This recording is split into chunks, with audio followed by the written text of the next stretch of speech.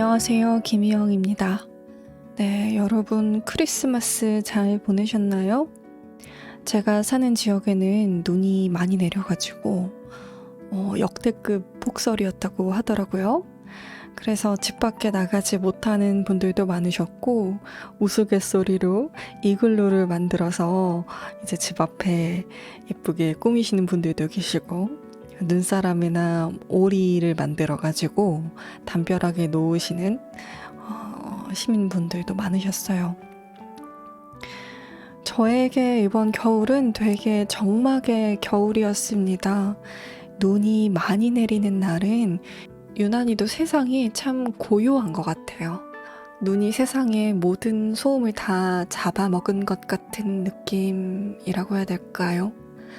그래서 겨울에는 유독 다른 계절보다는 더 차분하고 어쩐지 좀 고요한 느낌이 들어요. 그런 계절이라 그런지 제 마음도 뭔가 차분해지고 조금 조용하고 고요한 기분이 들었는데요. 그래서 뭔가 내 마음에도 이제 겨울에 감기에 자주 걸리는 것처럼 나도 마음 감기에 조금 들만한 때가 온 건가? 그런 생각도 들더라고요. 그래서 오늘은 5월 9일 출판사에서 나온 어떻게 살아야 할지 막막한 너에게 라는 책을 좀 준비를 해봤습니다. 제가 서점에서 이 책을 처음 발견했을 때는 그냥 막연하게 누구나 쓰는 에세이집 같은 느낌이었어요. 제목에서도 그렇고 약간 표지에서도 좀 가벼운 에세이집 같은 그런 느낌이 들었었거든요. 근데 내용을 펼쳐서 조금 읽어보니까 아빠가 딸에게 하는 편지글 같은 내용들이 적혀 있었고, 그리고 1장 앞부분에 이런 말이 있었어요. 5원은 인류의 모든 노력의 목적은 행복을 얻기 위한 것이라고 말했어. 사실 우리가 많은 일을 하는 이유도 바로 이 목적 때문일 거야. 아빠는 네가 무슨 일을 하든 행복이 삶의 이유이자 목적임을 잊지 말았으면 해 라는 글귀가 있었어요. 근데 요즘 제가 일을 하면서 행복하다라는 느낌보다는 뭔가 일을 해야만 하기 때문에 내가 늘 하던 일이라서 여기서 멈출 수는 없어서 그래서 억지로 뭔가 꾸역꾸역 하고 있는 것 같은 기분이 들었었는데요. 이 글귀를 읽고 나니까 그래, 내가 이렇게 열심히 일을 하는 이유는 내 삶의 행복을 찾기 위해서지 내가 행복하기 위해서 일을 하고 있는 거지 라는 생각이 들더라고요. 요즘 경제적으로 많이 힘들고 또 경기가 나쁘다 보니까 아무래도 금전적인 부분을 생각을 하지 않을 수가 없는 것 같아요. 그래서 저도 알게 모르게 그런 자금적인 부분들에 대해서만 조금 쫓아온 게 아닌가라고 제 자신을 좀 다시 돌아보는 그런 계기가 되는 글귀이기도 했어요. 그래서 세상에 참 현실적으로 많은 방향을 제시하는 그런 책들이 많죠. 돈을 많이 모으는 방법이라든지 아니면 현실적으로 살아가면서 우리에게 정말 필요한 현실적인 조언이 담긴 메시지들이라든지 그런 것도 참 좋지만 여태 제가 그런 걸 쫓아오다 보니까 마음 한편에 좀 공허하고 텅 빈 것 같은 느낌이 들더라고요. 그래서 이 책을 읽으면 저희 이런 공허한 마음을 조금 해결할 수 있지 않을까, 뭔가 따뜻한 기운으로 채워 넣을 수 있지 않을까라는 생각이 들어서 이 책을 선정하게 되었습니다. 이 책은 5월 9일 출판사에서 콘텐츠 낭독을 허가받은 책이고요. 책의 전부를 읽지는 않고 일부를 읽어보면서 마지막으로 생각을 공유하는 그런 시간을 가졌으면 좋겠습니다.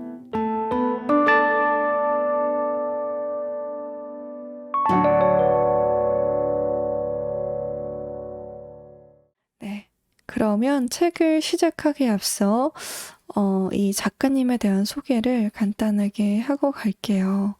작가님의 성함은 우쥔 작가님이시고, 지금 저희 우리나라에서 활동하고 계신 작가님은 아니신 것 같아요. 우쥔 작가님은 현재 중국과 미국에서 가장 왕성하게 활동하고 있는 베스트셀러 작가이자 성공한 사업가라고 하네요. 중국에 있는 대학교를 졸업하고 미국의 존스 홉킨스 대학교에서 박사학위를 받은 작가님께서는 구글 초창기의 엔지니어 출신으로 현재는 미국 캘리포니아주에 거주하면서 실리콘밸리에서 벤처 투자사를 운영하고 있답니다. 우리가 다시 자신을 되돌아보고 좀 명상할 수 있는 그런 글을 쓰셨다고 하니까 더 눈길이 가는데요.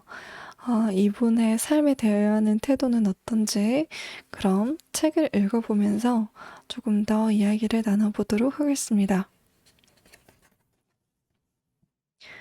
들어가며 태도가 운명을 결정한다. 7천만 년 전 인류와 쥐의 조상은 같았다. 이후 무려 6,500만 년 동안 인류라는 포유동물의 우위는 뚜렷하게 나타나지 않았다. 500만 년 전부터 비로소 인류의 F5X P2 유전자의 현저한 변화가 나타나기 시작했고, 이로써 인류는 언어 능력을 갖게 되었다. 언어 능력을 바탕으로 경험과 지식의 전승이 가능해진 인류는 세대를 거듭하며 점점 빠르게 진화했다. 인류 문명과 진화에 있어서 이전 세대와 다음 세대 간의 정보 전달과 소통은 매우 중요하다. 특히 부모와 자녀 사이의 교류는 선택이 아니라 필수이며 인류 진화의 근본이다. 부모가 인생의 경험을 자녀에게 전달해주면서 사람들은 이전 세대의 능력을 초월했고, 이로써 본격적인 문명이 시작되었다. 덕분에 오늘날 사람들은 독이 있는 살모사에게 물려본 경험이 없어도 빠르게 기어다니는 갈색 동물을 피하고, 심지어 그들이 자주 출몰하는 물가의 풀숲에는 가까이 가지 않는다. 이전 세대로부터 경험과 지식을 전수받지 못하고 모든 일을 시행착오와 탐색을 통해 알아가야 했다면 이처럼 빠르게 진화할 수 없었을 것이다. 마찬가지로 젊은이들이 가장 효과적으로 학습하고 성장할 수 있는 방법은 이전 세대로부터 경험을 전수받고 양분을 흡수하는 것이다. 하지만 서로 다른 세대 간에는 언제나 세대 차이가 존재하는 법이다. 오늘날뿐만 아니라 과거에도 존재했고 미래에도 존재할 것이다. 이럴 때 일방적인 소통은 전혀 도움이 되지 않는다. 어떻게 하면 세대를 초월하여 유익하고 효과적인 교류를 할 수 있을까? 나는 젊은 시절 중국번, 프레이, JP 모건, 수오블리스키 등 훌륭한 인물들의 가족과 주고받은 편지를 읽으며 많은 교훈을 얻었다. 물론 나와 생각이 다른 부분도 있었지만 그들의 편지를 주고받는 방식과 그 속에 담긴 이치는 분명히 본받을 가치가 있었다. 그래서 나 역시 아이들이 자라는 동안 편지와 가장 유사한 형태인 이메일을 통해 소통하고 나의 다양한 경험과 관점들을 알려주려 노력했다. 아이들이 사춘기에 접어들고 나서는 직접 얼굴을 맞대고 대화하는 것보다 이러한 방법이 훨씬 효과적이라는 것을 깨달았다. 편지를 쓸 때는 직접 대화할 때보다 차분한 마음으로 한 문장 한 문장을 심사숙고하기 때문에 의견 차이로 인해 충돌이 일어나는 것을 방지할 수 있다. 그러니 아이들도 말로 설명할 때보다 내 조언을 더 잘 받아들였다. 이렇게 우리가 주고받은 편지들은 어느새 책으로 묶을 만큼 쌓이게 되었다.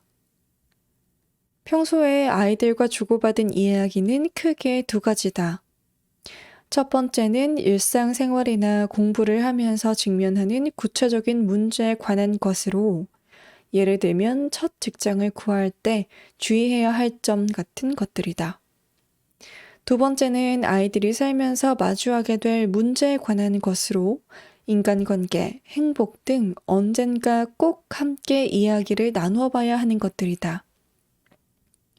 나는 아이들에게 내가 가진 지식과 경험을 바탕으로 조언을 하기도 하지만, 대부분 내가 존경하는 위인들의 관점을 빌리는 편이다.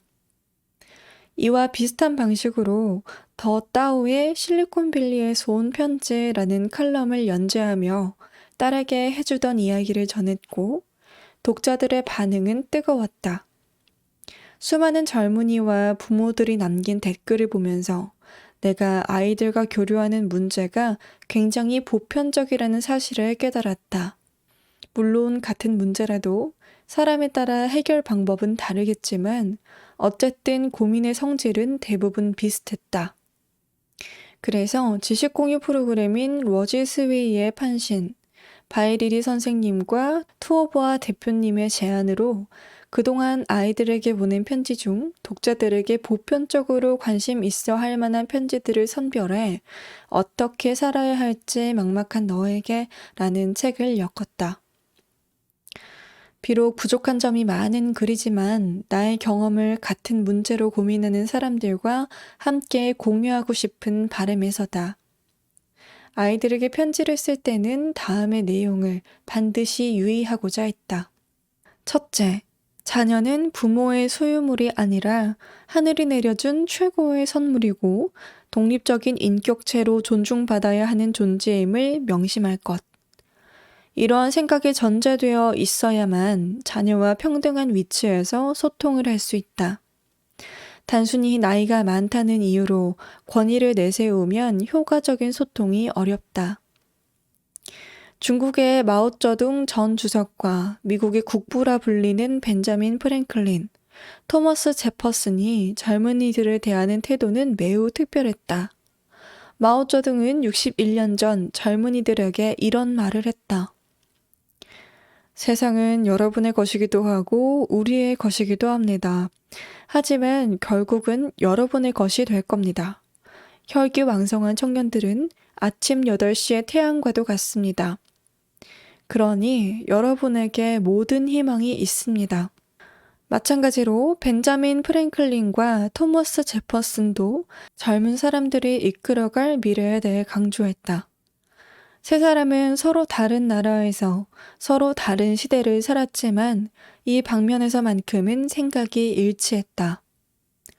자녀들의 현재가 아닌 미래를 이끌어갈 지도자라는 사실을 명확히 안다면 절대 기성세대의 관점으로 그들의 사상을 올가매지 않고 독립적인 사고를 할 수 있도록 이끌어줄 수 있을 것이다. 우리가 해줄 수 있는 것은 참고할 만한 의견을 제시해주는 것뿐이다. 이 시대의 젊은이들을 지난 세대의 낡은 사고로 교육시키는 것이야말로 최악의 교육이라고 할 수 있다. 둘째, 자녀에게 자신이 못다 이룬 꿈을 전가해서는 안 된다. 특히 부모 자신도 해내지 못할 일을 하도록 강요해서는 안 된다. 자녀 앞에서는 천마디의 말보다 한 번의 행동으로 모범을 보이는 것이 더 중요하다. 아이들은 부모가 주변 사물과 사람들을 대하는 방식을 알게 모르게 보고 배우기 때문이다. 자녀가 출세하고 성공하기를 바란다면 부모가 먼저 노력하는 모습을 보여줘야 한다. 아이에게는 성공해야 한다고 말하면서 부모는 정반대로 행동한다면 어떻겠는가? 사실 버릇없고 말 안 듣는 아이 뒤에는 교양 없는 부모가 있다. 그들의 언행이 바로 그런 아이를 키운 것이다. 마거릿 대처는 이런 말을 했다. 생각을 조심하라. 그것은 곧 너의 말이 된다. 말을 조심하라. 그것은 곧 너의 행동이 된다. 행동을 조심하라. 그것은 곧 너의 습관이 된다. 습관을 조심하라. 그것은 곧 너의 인격이 된다. 인격을 조심하라. 그것은 곧 너의 운명이 된다. 나는 여기에 한마디를 덧붙이고 싶다. 태도를 조심하라. 그것은 너의 생각을 지배한다. 이 책의 문을 여는 머리말에 태도가 운명을 결정한다 라는 제목을 붙인 것도 바로 이 때문이다. 어쩌면 자녀의 운명은 부모가 좋지 않은 습관에 물려줄 때 이미 결정되는지도 모르겠다. 셋째, 같은 일이어도 사람마다 그것을 해결하는 방식은 다르다. 그러므로 절대적으로 옳고 그른 조언이란 없다. 세상에 적절하거나 적절하지 않은 조언이 있을 뿐이다. 공자의 제자 자로는 성격이 급해 일처리가 꼼꼼하지 않았고, 염류는 겸손하고 예의 바른 사람이었지만 우유부단해서 무슨 일이든 쉽게 결정하지 못했다. 공자는 자로에게는 부모나 형제들의 이야기를 먼저 들어보라고 제안했고, 염류에게는 즉시 행동에 옮기라고 제안했다. 나의 두 딸은 서로 나이 차이도 있고 자란 환경도 다르기 때문에 성격이나 생활 태도 그리고 일을 처리하는 방식이 조금씩 다르다. 그래서 같은 문제여도 완전히 상반된 조언을 해주기도 했다. 그러니 이 책을 읽는 독자들도 자신의 성향과 상황에 따라 나의 관점과 조언을 선별해서 받아들이길 바란다. 넷째, 소통은 쌍방으로 이루어져야 한다. 때로는 경청하는 것이 조언하는 것보다 훨씬 중요하다. 어떤 문제에 있어서는 자녀의 생각이 훨씬 합리적이고 기발할 때도 있다. 나 역시 딸들과 소통하는 과정에서 종종 새로운 지식과 생각을 습득한다. 이 책은 편지 형식으로 되어 있으며 실제로 나의 두 딸에게 보냈던 편지들이다. 독자들에게 효과적으로 메시지를 전달하기 위해 시간 순이 아니라 주제별로 묶었고, 글의 도입부와 말미에 편지를 쓰게 된 배경과 편지의 효과 등을 설명해 놓았다. 편지에는 다음과 같은 6가지 주제를 담았다. 인생을 대하는 태도, 세상을 대하는 태도, 돈을 대하는 태도, 사람을 대하는 태도, 문제를 대하는 태도, 일을 대하는 태도. 이 책을 완성하는 과정에서 가족들의 무한한 지지와 도움을 받았다. 특히 그동안 주고받은 편지를 정리하는 것을 도와준 큰딸 멍화, 원고를 꼼꼼히 검토해 사적인 주제나 내용을 걸러준 나의 아내 장yen에게 고마움을 전한다. 나의 경험과 지식 수준에 한계가 있고 아이들에게 보낸 편지를 엮어 만든 책이기 때문에 누군가에게는 내 관점이 다소 편파적으로 느껴질 수도 있다. 부디 너그러운 마음으로 양해해 주길 바란다. 네, 이렇게 들어가며의 부분을 읽어보았습니다. 아빠의 마음으로 두 딸에게 전하는 편지글의 형태인데요.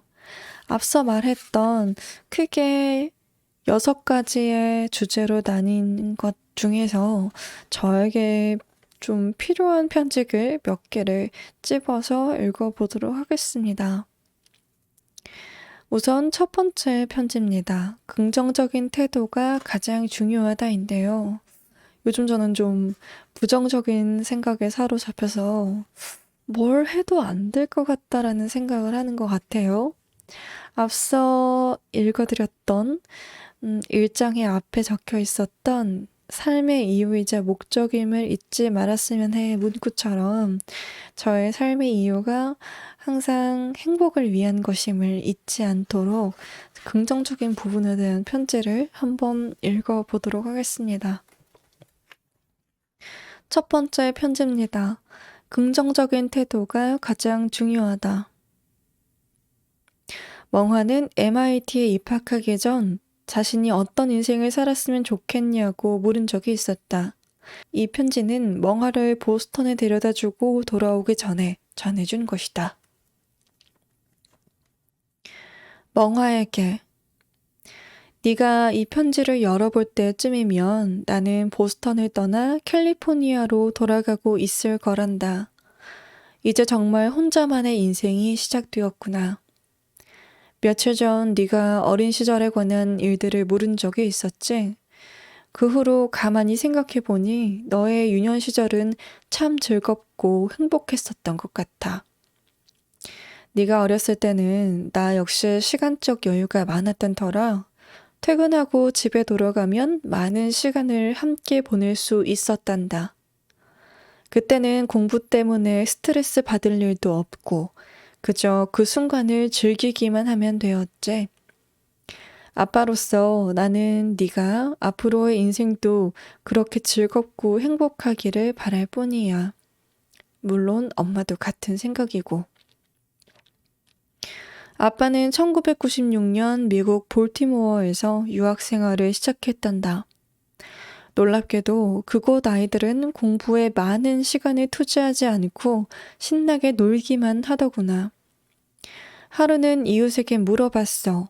아이들이 공부를 안 하면 나중에 좋은 학교에 들어가지 못할 테고, 그러면 좋은 직장도 구하지 못할 텐데 어쩜 저렇게 태평할 수가 있냐고 말이야. 그러자 그 미국인이 이렇게 대답하더구나. 공부를 열심히 한다고 더 잘 산다는 보장은 없지만 현재의 즐거움은 눈으로 확인할 수 있잖아요. 그들은 불확실한 미래를 준비하느라 괴롭게 보내기보다는 현재를 즐기며 살겠다는 마음을 가지고 있었던 거야. 볼티모어 지역에 사는 사람들은 대부분 부자가 아니었단다. 수입은 실리콘밸리에 사는 사람들의 절반도 안 됐지만 그들은 늘 밝고 긍정적이었어. 길에서 모르는 사람을 만나도 언제나 서로 상냥하게 인사를 나누는 사람들이었지. 1997년에는 뉴저지 AT&T 근처의 작은 마을에서 여름을 보냈는데 그곳 사람들도 참 친절했단다. 만나는 모든 사람들의 얼굴에서 즐거움과 행복을 느낄 수 있었어. 그런데 나중에 실리콘밸리에 가보니 그곳 사람들은 앞에 두 도시보다 수입이 훨씬 많았는데도 그다지 행복해 보이지 않았단다. 행복하지 않은데 그 많은 돈이 무슨 의미가 있겠니? 아빠는 어렸을 때 가난한 집에서 자랐어. 지금 우리가 사는 수준에 비하면 찢어지게 가난했지. 간식 같은 건 꿈도 못 꿨고 옷은 죄다 낡고 해진 것뿐이었단다. 그런데도 힘들거나 불행하다고 느낀 적은 거의 없는 것 같아. 사실 행복과 돈은 크게 상관이 없단다.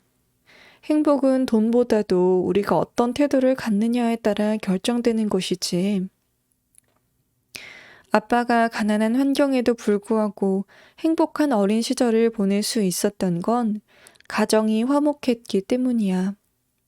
당시에는 다들 가난하고 살기 힘든 시절이었어. 그래서 집집마다 갈등과 불화가 끊이질 않았지. 하지만 너의 할아버지와 할머니는 한 번도 우리 앞에서 다투신 적이 없단다. 집안이 화목했기 때문에 나와 너의 작은 아빠는 가난했지만 늘 즐겁고 평온했어. 너의 엄마와도 결혼 후에 절대 아이들 앞에서는 다투는 모습을 보이지 말자고 이야기한 적이 있단다. 부부 사이의 갈등은 아이들이 보이지 않는 곳에서 해결해야 한다고 말이야. 이처럼 즐거움과 행복은 화목하고 평온한 가정에서부터 만들어지는 거란다. 즐거움은 사람의 타고난 천성이 마음껏 발휘될 때 생겨나기도 해. 아빠가 어렸을 때는 공부에 대한 부담이 지금보다 훨씬 덜했기 때문에 날마다 친구들과 산으로, 호수로 놀러 가기 바빴어. 만약 빽빽한 아파트 단지에 살면서 공부에만 매달렸다면 이런 즐거움은 발견하지 못했을 거야. 물론 주변 환경도 중요하지. 예전에는 오늘날처럼 소셜 네트워크가 발달되지 않았지만 사람들 사이의 교류는 지금보다 훨씬 활발했어. 사람은 혼자서는 절대 행복해질 수 없는 법이란다. 좋은 사람들을 곁에 두고 진정한 친구를 사귀는 것도 행복의 큰 조건이야. 마지막으로 가장 중요한 건 우리 마음이야. 마음이 너그러운 사람은 남들보다 훨씬 행복하단다. 남들과 비교하기 좋아하고 이기적인 사람은 절대 행복해질 수 없어.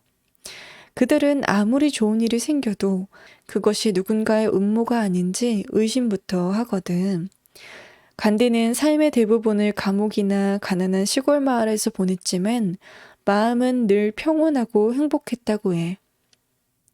그러니 아무리 열악한 환경에서도 마음을 잘 다스린다면 충분히 행복할 수 있을 거야. 지위가 높고 임무가 막중한 사람일수록 마음을 잘 다스려야만 진정한 행복을 찾을 수 있단다. 사람은 누군가 행복하게 살기를 바래. 어떤 사람은 돈으로 행복을 살 수 있을 거라고 생각하지만 돈으로 누릴 수 있는 행복은 아주 제한적이란다. 돈은 특정 수준을 넘어서면 그저 종이 위에 찍힌 숫자에 불과해. 생각해보렴. 돈이 차고 넘칠 정도로 많지만 매일 주변 사람들을 의심하느라 아무것도 하지 못하는 사람과 돈은 별로 없지만 하고 싶은 대로 무엇이든 할 수 있는 사람 중에 누가 더 행복하겠니? 아빠는 스스로 행복한 사람이라고 생각한단다. 이런 생각을 할 수 있는 건 그동안 다음과 같은 4가지 노력을 기울여 왔기 때문이야. 첫째는 배움을 게을리하지 않았다는 거야. 시대의 흐름에 맞춰 새로운 지식을 쌓고 세상이 어떻게 발전하고 있는지 이해하는 것은 아주 즐거운 일이란다. 너희들에게 공부는 평생 해야 하는 것이라고 강조하는 이유도 바로 이 때문이야. 두 번째는 꿈을 갖고 그것을 이루기 위해 노력했다는 거야. 꿈이 없으면 행복을 논할 수 없단다. 또 꿈은 있지만 아무 행동도 하지 않으면 스스로에게 계속 실망하고 괴로워지지. 그러니 꿈을 가졌다면 반드시 그 꿈을 이루기 위해 행동해야 돼. 세 번째는 사람들과 어울리며 언제나 상대방을 존중하고 포용하는 자세를 가졌다는 거야. 아빠는 살면서 되도록 다툼은 피하려고 노력했어. 다툼이 전혀 없을 수는 없지만 다툼을 줄이는 노력은 충분히 할 수 있지. 사람들과 잘 어울리려면 자기만 잘났다는 식으로 남을 깔보는 태도는 반드시 경계해야 한단다. 네 번째는 인생을 조금 더 멀리 보는 거야. 아직은 이 말이 무슨 뜻인지 잘 모르겠지만 아빠처럼 나이가 들면 이해할 수 있게 될 거란다.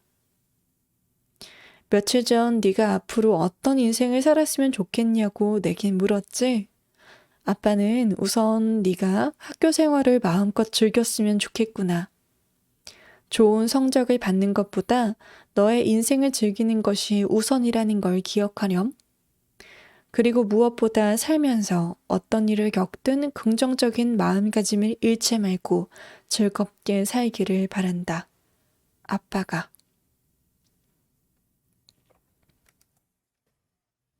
네, 이렇게 첫 번째 편지, 긍정적인 태도가 가장 중요하다를 읽어보았는데요.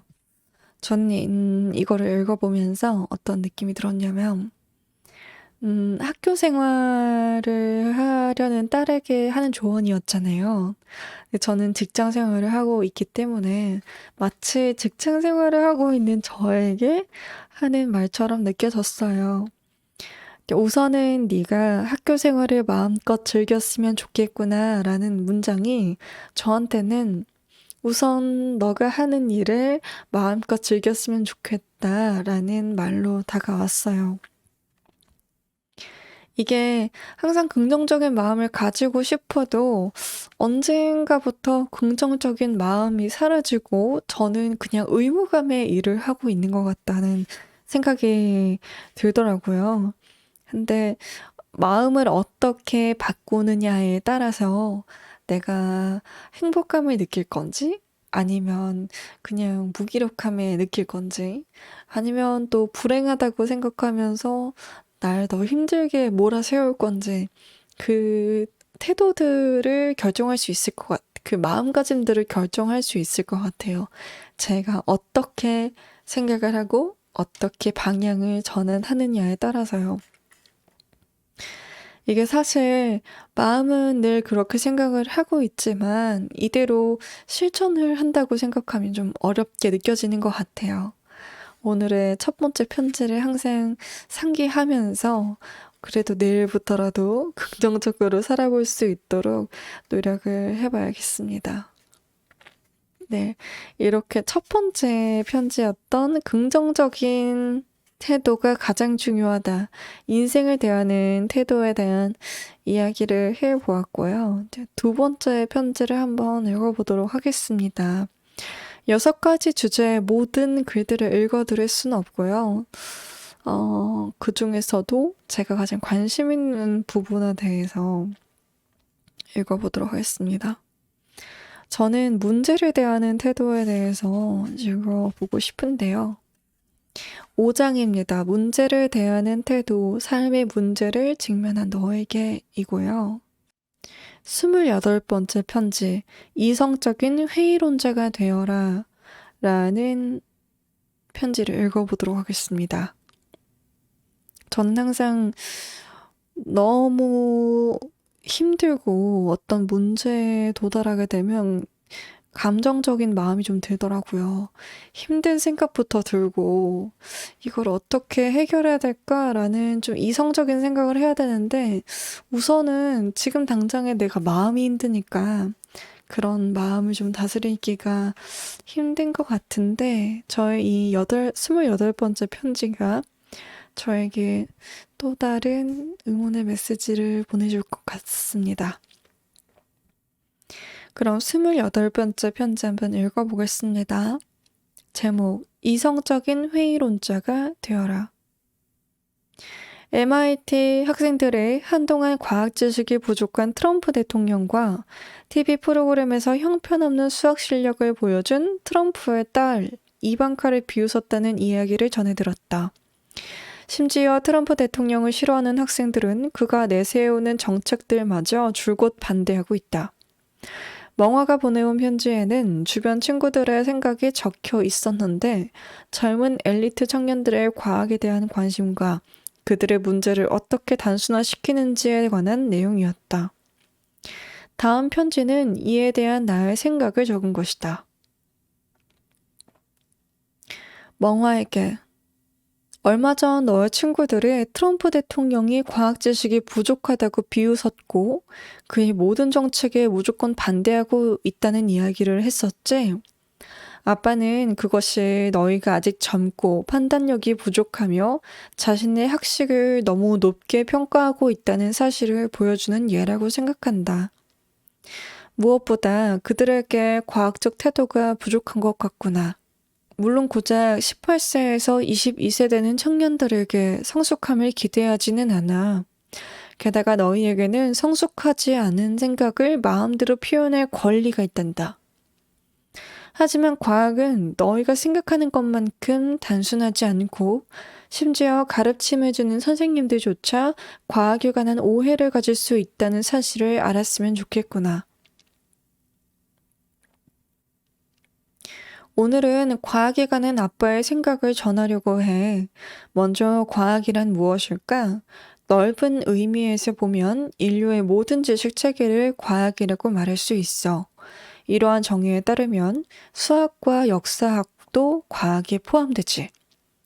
좁은 의미에서 보면 과학은 고대 그리스에서 시작되었고 엄격한 논리와 추론을 바탕으로 형성되었으며 근대에 들어 서양의 과학적 방법에 의해 발전한 실증과 반증이 가능한 체계를 가리킨단다. 이러한 정의에 따르면 수학은 과학이라고 할 수 없어. 수학은 가설을 전제로 하기 때문이야. 역사도 마찬가지로 과학이라고 할 수 없는데 그 이유는 반증이 불가능하기 때문이지. 하지만 넓은 의미에서든 좁은 의미에서든 과학은 결론보다 방법과 과정을 더욱 중시하는 학문이란다. 왜 방법과 과정이 결론보다 중요한 걸까? 사실 정확한 결론을 얻는 것은 생각보다 쉬워. 예전에 너와 멈춰버린 시계에 대해 이야기를 한 적이 있는데 기억나니? 멈춰버린 시계도 하루에 2번은 시간을 정확히 맞출 수 있다고 했었잖아. 이렇듯 단편적인 결과만으로는 과학을 설명할 수 없단다. 잘 갖춰진 방법이 있어야만 과학은 계속 발전할 수 있는 법이지. 과학에서는 실증 정신을 중요하게 생각해야 해. 실험 결과의 반복과 검증 가능성을 강조하고 과거의 생각을 끊임없이 뒤집을 수 있어야만 과학이 발전하고 인류도 계속 진화할 수 있는 거란다. 종종 사람들은 과학은 무조건 정확해야 하고 정확한 것은 무조건 유용해야 한다고 오해할 때가 있어. 정확한 것은 꼭 유용한 것이 아니라는 건 명백한 사실이야. 날씨를 설명할 때 비가 올 수도 있고 안 올 수도 있다고 하면 정확하기는 하지만 유용하지는 않는 것처럼 말이야. 또한 과학은 계속 발전하는 것이기 때문에 절대적인 진리는 없어. 한 사람이 세상을 인식하는 과정을 과학이라고 한다면 세상에 대한 인식이 깊어질수록 앞서 인식했던 것들은 의미가 퇴색할 수밖에 없단다. 그래서 진정한 과학자는 세상과 세상의 법칙에 대해 늘 경외심을 갖고 있으며 자신들의 정확함을 대변한다고 함부로 말하지도 않아. 젊은 사람들 중에는 과학이 마치 종교처럼 맹신하는 이들이 있어. 물론 과거 중대한 과학적 발명들이 이러한 정신에서 나왔기 때문에 이것이 꼭 나쁘다고만은 할 수 없어. 그러나 사람의 인식은 아주 길고 긴 과정을 통해 이루어지는 것이고 과학자들도 때로는 실수를 저지를 수 있다는 거야. 너의 이해를 돕기 위해 두 가지 이야기를 해줄게. 첫 번째 이야기는 호프만이 발명한 두 가지 약에 관한 거야. 첫 번째 약은 아스피린인데 100년이 지난 지금까지도 세계에서 가장 많이 사용되고 있는 약이야. 호프만이 아스피린을 발명하게 된 동기는 매우 단순해. 류머티즘을 앓고 있는 아버지의 고통을 줄여주기 위함이었지. 호프만의 발명 이전에 사람들은 진통제로 살리실산을 사용했는데 부작용이 너무 컸어. 이 부작용을 줄여서 만든 것이 아세틸 살리실산, 즉 아스피린이었어. 물론 부작용이 전혀 없는 것은 아니야. 아스피린이 위에 자극을 준다는 부작용 때문에 당시 호프만이 소속되어 있던 바이엘사에서는 이 약을 판매하지 않으려고 했어. 하지만 많은 의사들이 약의 효과가 아주 좋다고 평가한 덕분에 2년 뒤에 정식 판매될 수 있었지. 나중에 사람들은 아스피린이 혈소판 응집을 억제하는 작용을 해 급성 심근경색 등 심혈관 질환의 발병률을 낮춰준다는 사실을 알게 되었어. 그래서 오늘날까지도 매년 4만 톤 넘게 소비되고 있단다.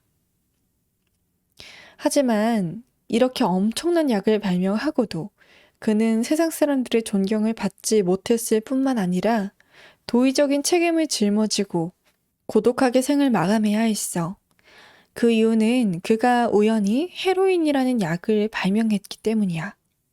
호프만은 헤로인이 약효가 뛰어나지만 중독성은 약한 기침약으로 쓰이기를 바랬어. 당시 효과가 있는 기침약에는 중독성이 강한 모르핀이 섞여 있었기 때문에 인체에 가장 해로웠거든.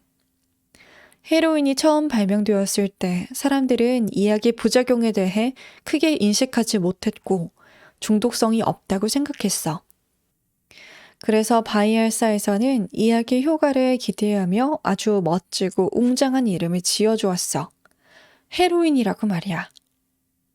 너도 알다시피 헤로인은 영어의 히어로의 단어와 비슷해. 실제로 이 이름은 독일에서 영웅을 뜻하는 단어에서 따왔다고 해. 당시 어떤 중한 병이든 헤로인을 먹기만 하면 영웅이 된 것 같은 흥분을 느낄 수 있다고 해서 붙여진 이름이었어. 얼마 후 헤로인은 모르핀을 대신해 기침약으로 만들어져 판매되기 시작했어. 오늘날 우리는 헤로인이 모르핀보다 더 해로운 마약이라는 걸 알아. 게다가 주사를 이용해 주입할 경우 단 2번 만에 중독될 수 있다는 사실도 알게 되었지. 그럼 호프만과 바이엘사는 그 당시 이러한 위험을 정말 몰랐을까? 당시의 자료를 살펴보면 초기에는 정말 몰랐던 것 같아. 실제로 헤로인과 모르핀은 성분뿐만 아니라 화학 성질과 생물학적 특징이 완전히 달랐어. 바이엘사는 헤로인의 동물 실험을 실시했는데 아무런 문제를 발견하지 못했다고 해. 게다가 당시의 시험 결과에 따르면 헤로인의 약효는 모르핀보다 4배에서 8배나 높았어. 그러니 효과는 뛰어나고 중독성은 낮은 약이라고 확신했던 것이지.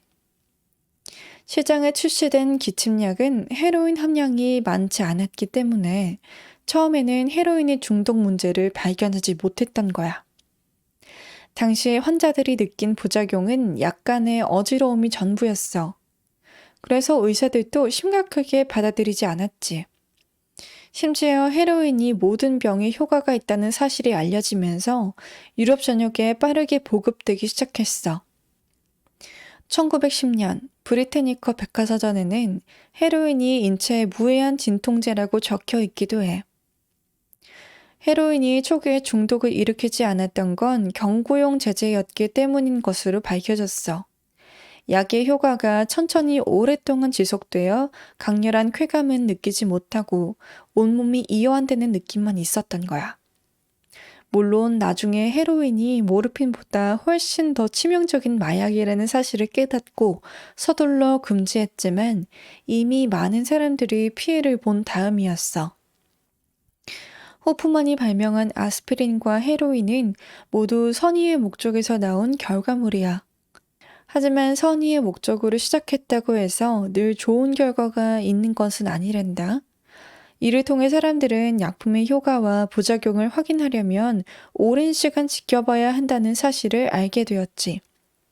당시 아스피린의 부작용과 헤로인의 무해함을 이야기한 사람 모두 과학자였어. 과학자들이 실수를 저지르는 이유는 주관적인 것도 있고 객관적인 것도 있어.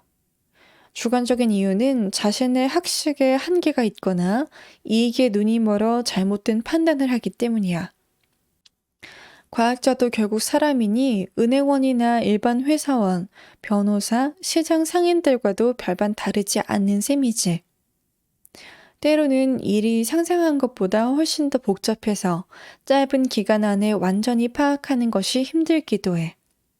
이 점을 설명하기 위해 존스 홉킨스 대학교 동문의 이야기를 해줄게. 그 사람의 이름은 레이첼 카슨이야. 1962년 카슨은 세계 환경보호 정책에 관한 책인 침묵의 봄을 출간했어. 그의 책 속에서 DDT가 환경 파괴에 미친 영향에 대해 설명했어. DDT는 일종의 살충제인데 덕분에 전 세계의 식량 생산량이 급격히 증가할 수 있었어. 게다가 모기 퇴치에 효과적이어서 말라리아 같은 무서운 질병도 없애주었지. DDT를 개발한 밀러는 1948년 노벨 생리학 및 의학상을 수상하기도 했어. 그때까지만 해도 세계는 DDT에 열광하고 있었지. 하지만 나중에 사람들은 DDT가 환경 파괴를 일으키고 어류와 조류, 심지어 인류에게도 심각한 피해를 준다는 사실을 깨닫게 되었어. 침묵의 봄은 이와 같은 이야기를 담고 있어. 이 책 덕분에 DDT에 대한 전 세계의 사람들의 인식이 180도로 바뀌게 되었고, 전 세계 각지에서 DDT 사용을 금지하기 시작했어. 1980년대에 이르러 DDT는 역사적으로 완전히 퇴출되었지. 여기서 이야기는 끝이 아니야. DDT 사용을 중단하니 빈곤 국가에서 말라리아가 다시 들끓기 시작했어. 오늘날에도 아프리카 국가에서는 매년 1억 명 정도의 사람들이 말라리아에 걸리고 그중 100만 명이 사망한단다. 그런데 여전히 DDT를 대체할 만한 약품은 개발되지 않는 상태야. 그래서 일부에서는 DDT의 효과를 재평가하기 시작했고 2006년 WHO는 일부 아프리카 국가에 DDT 사용을 허가해줬어. 이러한 과정에서 볼 수 있듯이 과학자들이 내린 결론이 언제나 정확한 건 아니야. 그건 사람들의 인식이 끊임없이 변화하기 때문이기도 하지. 마지막으로 너에게 하고 싶은 이야기는 절대 과학을 종교처럼 여기지 말라는 거야. 너는 이렇게 말하겠지. 어떻게 그들을 혼돈할 수가 있어요? 둘은 완전히 다르잖아요. 사실 일부 과학자와 과학을 공부하는 학생들의 태도는 특정 종교에 빠진 광신도들과 다를 바가 없어. 그들에게서는 광신도의 3가지 특징을 모두 발견할 수 있어. 첫 번째는 과학 결론에 대한 맹신이고, 두 번째는 자신이 과학에 대해 잘 안다고 다른 사람을 무시하는 도덕적 우월감이고, 세 번째는 유명한 책에 나오는 권위 있는 학자들의 결론을 무조건 믿는 태도야. 하지만 이러한 태도는 과학의 본질에서 한참 벗어나 있다는 걸 너도 잘 알 거야. 그러니 절대 이러한 태도에 물들이지 말고 이성적인 회의론자이자 미지의 탐구자가 되기를 바랄게. 학업에 진전이 있기를 바란다. 아빠로부터. 네, 28번째 편지, 이성적인 회의론자가 되어라 라는 글을 읽어보았습니다. 거의 대체로 과학에 대한 이야기를 나열을 하고 있었는데요. 그냥 이 편지를 조금 더 깊게 느낀 걸 이야기를 해보자면, 그냥 단순히 과학에 대한 이야기를 맹신을 하지 말아라, 이런 이야기에서 벗어나서, 거기서 좀 떠나서 전체적인 맥락은 그런 말인 것 같아요. 중립을 지키고 모든 자신의 생각이나 판단들이 정확하다, 100% 옳다라고 판단하지 말라는 이야기인 것 같습니다. 이 편지의 부제에 이런 말이 있어요. 어떠한 경우에도 냉정하고 독립적으로 생각할 수 있어야 한다는 걸 알려주고 싶구나 라는 부제가 달려 있는데요. 이걸 읽어보니까 더 그런 말이 확신이 드네요. 우리가 인생을 살아갈 때도 마찬가지입니다. 어떤 대화의 주제든 어떤 문제에 직면했을 때 그 문제에 대해서 정확히 이거는 100% 성공할 수 있어 라든지 이것은 100% 실패할 수 있어, 이렇게 판단하지 않는다는 것이죠. 어떤 문제를 만나게 되더라도 그 문제에 대해서 조금 더 신중하게 생각을 하고 조금 더 독립적이고 좀 냉정하게 상황을 판단할 수 있는 그런 능력을 길러야 되겠다는 생각이 들었습니다. 네, 이렇게 28번째 편지를 읽어봤는데요. 마지막으로 마지막 편지를 한 번 더 읽어보도록 하겠습니다. 제가 앞서 인트로에서 말씀드렸던 것처럼 현실적인 문제를 조금 생각을 많이 하다 보니까 제가 돈에 대한 좀 집착이 있는 것 같아요. 그래서 돈에 대한 태도에 대해 저에게 뭔가 한 가지 또 깨달음을 줄 수 있는 그런 편지를 하나 읽어보도록 하겠습니다. 돈에 대한 태도에 대한 편지의 글은 3장에 있고요. 부제는 경제적 홀로서기를 준비하는 너에게 라는 장입니다. 여기에 17번째 편지의 제목이 저의 눈에 띕니다. 돈의 올바른 쓰임을 알고 돈 버는 능력을 키워야 된다 라는 편지인데요. 다른 수많은 돈에 관련된 주제의 편지들 중에서도 이 주제를 선택을 하게 된 이유는 제가 여러 가지, 또 저도 원숭이이다 보니까 여러 가지 또 제가 발휘할 수 있는 능력들이 있는데요. 가끔은 제가 일을 하다 보면 그런 회의적인 감정이 들어요. 내가 하고 있는 일들이 나중에는 돈을 벌 수 있는 능력이 될까? 나의 이런 여러 가지 재주들도 좀 능력으로 활용을 할 수 있을까? 라는 생각이 들기도 하거든요. 그래서 어떻게 하면 이런 능력들을 좀 돈을 버는 능력으로 전환시킬 수 있을까라는 고민을 조금씩 하게 되었는데요. 저의 이런 생각과 고민에 딱 적합한 편지인 것 같아서 이제 마지막 편지로 한번 골라봤습니다. 네, 그럼 한번 읽어보도록 하겠습니다. 17번째 편지입니다. 돈의 올바른 쓰임을 알고 돈 버는 능력을 키워야 한다. 멍씨는 종종 집안일을 도와 용돈을 벌었고 나는 이러한 방식을 반대하지 않았다.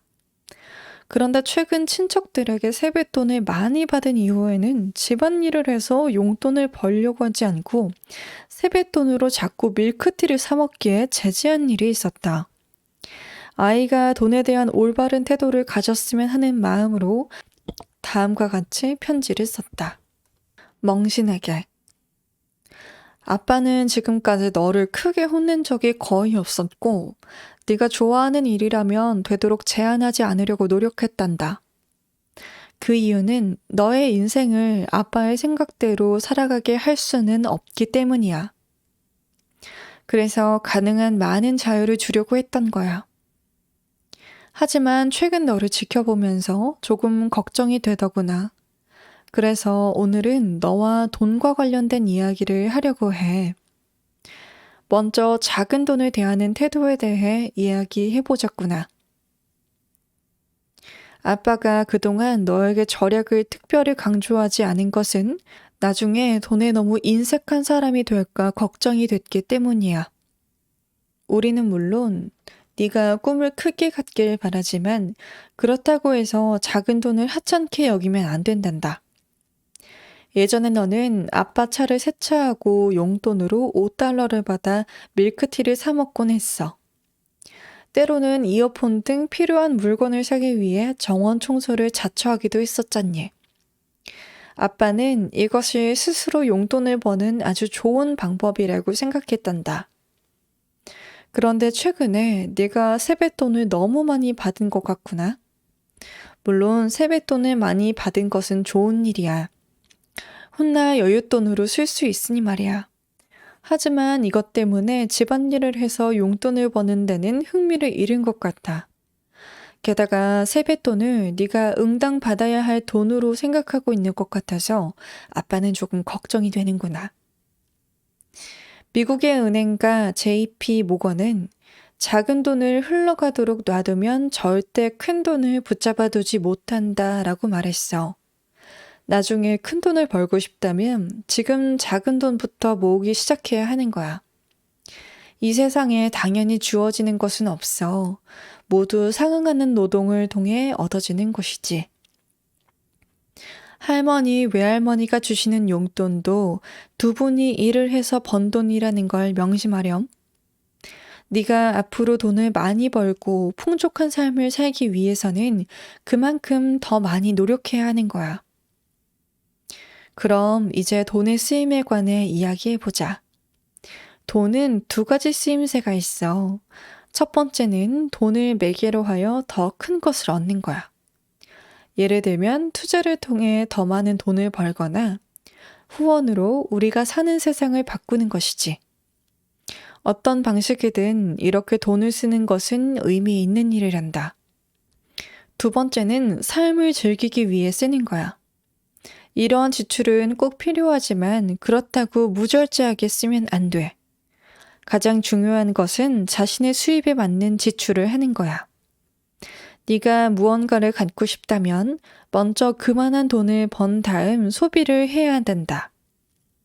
이 순서는 절대 뒤바뀌면 안 돼. 나중에 빚을 지지 않기 위해서도 그렇지만 그래야만 계속 일을 하고자 하는 동력을 얻을 수 있거든.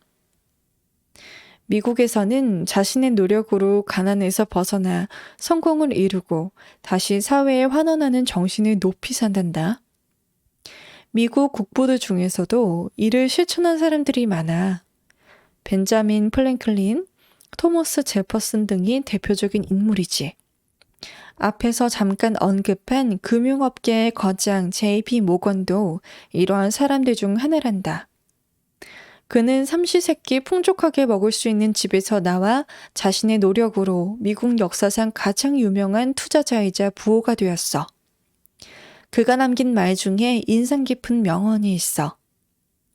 진정한 친구를 얻는 것은 어렵지만 친구 하나를 잃는 방법은 굉장히 간단하다. 가장 효과적인 방법은 그에게 돈을 빌려주는 것이다. 한 번 돈을 빌리는 습관을 들이면 자신의 노력으로 돈을 벌고자 하는 의지가 사라진단다. 친구에게 습관적으로 돈을 빌리는 사람은 언젠가 돈을 갚지 못하게 되거나 갚을 생각을 하지 않게 돼. 그러면 두 사람 사이의 우정도 거기서 끝이 나지. 미국에서는 최근 몇십 년 사이에 아주 이상한 풍조가 생겼어. 돈이 없으면 대출을 받아서라도 소비를 하도록 부추긴다는 거야. 이와 같은 소비는 결국 그 사람을 파산에 이르게 한단다. 그래서 정작 이를 부추기는 상업기관 종사자 중에는 대출을 받는 사람이 많지 않아. 마약 판매상이 본인은 마약을 하지 않는 것과 마찬가지지. 그러니 돈을 쓰기 전에는 반드시 먼저 대가를 치를 수 있는 돈이 수중에 있는지를 확인하는 습관을 가지렴. 또한 돈이 생기면 절대 인색하게 굴어서는 안 돼. 이것만큼은 네가 아주 잘하고 있다고 생각한단다. 넌 좋은 물건이 생기면 다른 친구와 나눠 갖고 학교에서 맛있는 음식을 나눠주면 아빠, 엄마를 생각해서 집에 가져오기도 하잖니. 너는 마음이 후하기 때문에 나중에 돈을 쓰는 것에 인색할까 걱정하지는 않는단다. 세상에는 자애로운 마음을 갖고 다른 사람을 도울 수 있는 사람이 그리 많지는 않아. 만약 네가 나중에 큰돈을 벌게 된다면 그것을 올바른 곳에 사용해 이 사회에 긍정적인 영향력을 발휘할 수 있기를 바란다. 그러기 위해서는 돈을 의미 있는 일에 사용할 수 있는 능력이 있어야 해. 돈이 많은 과학자가 자비로 암을 치료할 수 있는 신약을 개발한다거나 성공한 엔지니어가 도시 미관과 교통 현황을 계산하는 등의 일은 돈을 올바르게 사용할 줄 아는 능력을 전제로 한단다. 많은 정치인들이 매일 자신의 이상에 대해 떠들면서 세상을 바꾸겠다고 하지만 정작 돈을 엉뚱한 곳에 낭비하거나 이를 더 악화시키는 경우가 많아. 그러니 돈을 올바르게 쓰기 위해서는 의지뿐만 아니라 적절한 능력도 필요하단다. 이러한 능력은 지금부터 조금씩 키워나가야 해. 학교에서 열리는 의미 있는 활동에 참여하는 것부터 시작할 수 있겠지? 몇 년 전 소림사의 주지스님인 수용신이 애플에 초청을 받은 적이 있었는데 그때 팀 쿡이 스님께 조언을 구했어. 저는 저의 경지를 높이고 선한 영향력을 발휘하기 위해 매일 15분씩 명상을 하고 있어요. 그런데 수행에 어려움이 많네요. 제 고민을 해결해 주실 수 있으십니까? 수용신 스님이 말씀하셨어. 애플은 그동안 사람들에게 유용한 제품을 많이 만들어냈습니다. 이것이 바로 당신의 선행이죠. 앞으로 더 좋은 제품을 만들어내는 것이 선한 영향력을 발휘할 수 있는 길입니다. 수용신의 스님의 말은 정말 일리가 있어. 말로만 선한 영향력을 발휘하겠다고 떠드는 것이 아니라 그것을 현실로 바꿀 수 있는 능력이 필요한 법이거든. 생각해보렴. 만약 애플의 제품 성능은 계속 떨어지는데 팀 쿡 개인의 정신적인 수익 능력이 높아진다고 세상에 무슨 도움이 되겠니? 이는 선행이 아니라 위선이라고 할 수 있지. 오늘 하고 싶었던 이야기를 정리해보면 돈은 반드시 번 다음에 써야 한다는 거야. 또 큰 돈을 벌고 싶다면 작은 돈부터 차근차근 모아야 하고 돈을 많이 모은 다음에는 제대로 쓸 줄 알아야 해. 그러기 위해서는 선한 마음 외에도 돈을 잘 활용하는 능력이 있어야 하지. 며칠 전 밀크티를 사 먹지 못하게 해서 마음이 상한 건 아닌지 모르겠구나. 아빠로부터. 네, 이렇게 세 번째로 읽어본 17번째 편지, 돈의 올바른 쓰임을 알고 돈 버는 능력을 키워야 한다라는 글을 읽어보았습니다. 어떠신가요? 오늘 3개의 편지를 읽어봤는데 들어보시는 분들의 입장에서는 도움이 되셨을지 모르겠어요. 제가 책의 전체를 다 읽지는 않았고 이제 6개의 주제 중에서도 3가지 주제를 찝어서 읽어드렸는데요. 이 외에도 세상을 대하는 태도, 사람을 대하는 태도, 일을 대하는 태도 등 다양한 태도에 대한 편지글, 아빠가 딸에게 전하는 가슴 따뜻한 꼭 어쩌면 따끔한 충고나 위로가 될 수도 있는 그런 편지글들이 많이 실려 있으니까요. 자세한 내용은 책 5월 9일 출판사에서 나온 우진 작가님의 어떻게 살아야 할지 막막한 너에게 라는 책을 참고해서 읽어보시면 좋을 것 같습니다. 네, 이렇게 오늘의 콘텐츠 어떻게 살아야 할지 막막한 너에게 오디오북을 마무리 짓도록 하겠습니다. 네, 여러분 그러면 또 다음 콘텐츠로 찾아뵐게요. 여러분 다음 시간에 만나요.